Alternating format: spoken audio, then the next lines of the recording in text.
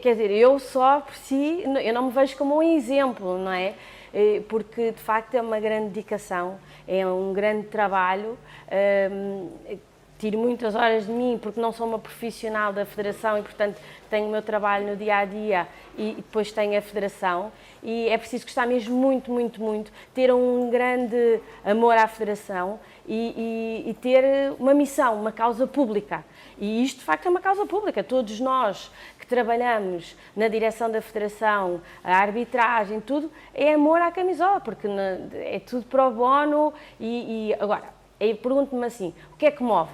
Move-me que cada vez temos mais atletas, termos mais mulheres, irmos lá fora e Portugal cada vez ser mais reconhecido, trazermos mais medalhas internacionais. Quer dizer, nós quando estamos numa prova internacional e trazemos medalhas e ouvimos o hino, é uma emoção indescritível. Portanto, as provas nacionais cada vez terem mais pessoas e isso é um orgulho tão grande no nosso trabalho que nos move. E isso faz com que nós estejamos lá e que nos conseguimos mover, o orgulho que nós temos. Agora, de facto, há muitos dissabores, não é? Porque lidar com as instituições é horrível, lidar com pessoas que estão em cargos dirigentes e pessoas que vão para o governo e, salvo raras exceções, não percebem nada, estamos a falar completamente em línguas diferentes, portanto, é muito complicado nós tentarmos ir contra o muro, basicamente é ir contra o muro, não é? A legislação quando fazem é para as federações todas desportivas,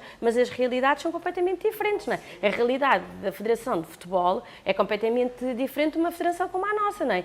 E normalmente olham só para o futebol e para grandes federações e depois é quase impossível, para não dizer impossível, se cumprir a legislação que de um momento para o outro entra em vigor, portanto, e nós, por muito que queiramos ser ouvidos, não é?